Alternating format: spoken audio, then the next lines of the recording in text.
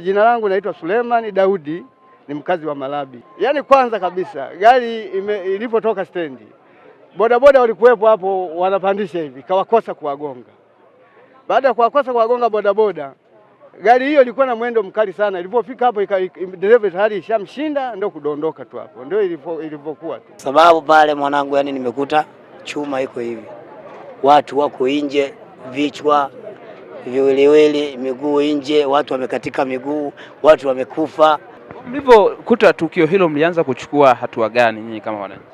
Mimi tu moja kwa moja direct nilipoona hiyo tukio, nilikuwa kwenye pikipiki, nikamwambia nishushe hapo kwanza nikaokoe.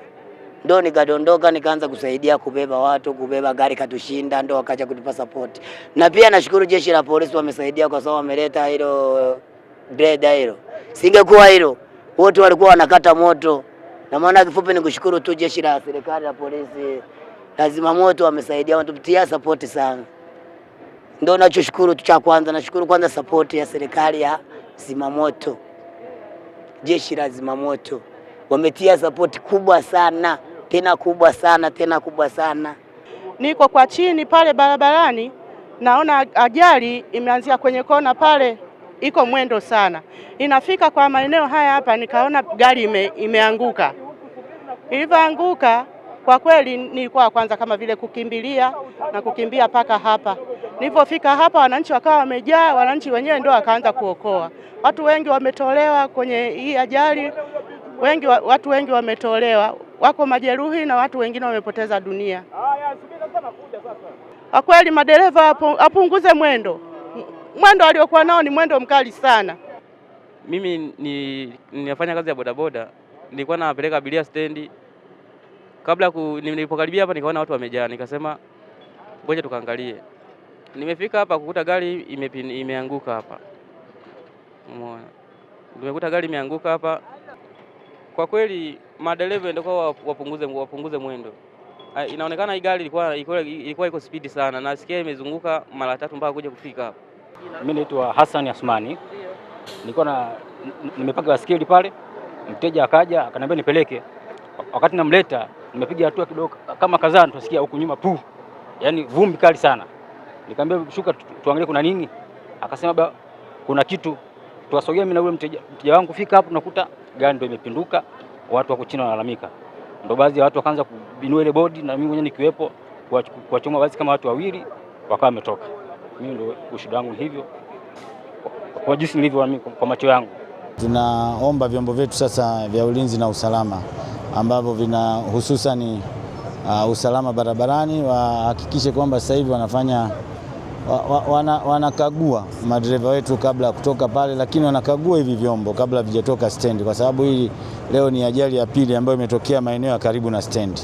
Juzi ilitokea kule kata ya Kidongo Chekundu, lakini leo imetokea hapa karibu, ambao ni kata ya Chemchemu, ambao ni kama ukichukulia ni kilomita 1 kutoka stendi.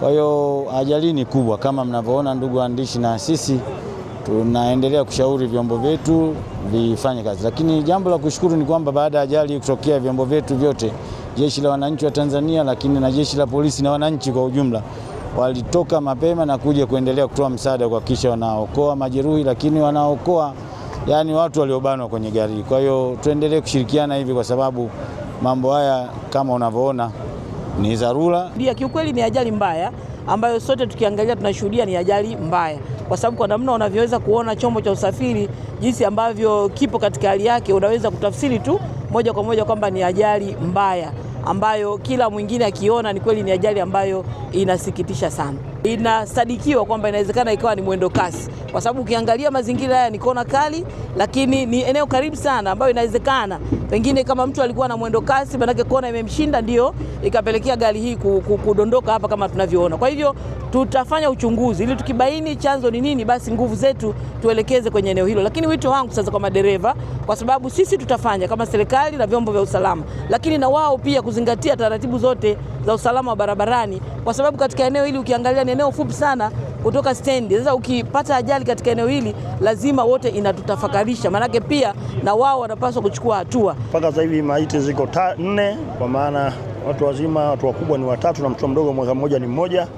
na majeruhi ambao wako serious ni 14 na wengine ambao wameumia kawaida. Nilipofika hapa nimeongea na DTO, kwa maana huyu ni mkuu wa trafiki wa wilaya, anaambia gari imetoka imekaguliwa, na baada ya ukaguzi gari karuhusiwa kuondoka wakiwa abiria wako level city pamoja na dereva katika hali sahihi. Na kama mnavyoona wenyewe ni eneo ambalo barabara ilikuwa hakuna mapishano magari zaidi ya kona. Kwa naendelea kufuatilia kujua chanzo kikubwa nini, kwa sababu hata dereva baada ya ajali dereva amekimbia. Kwa tutamfuatilia, tutamtia katika mikono ya sheria, basi na sheria itachukua mkondo wake.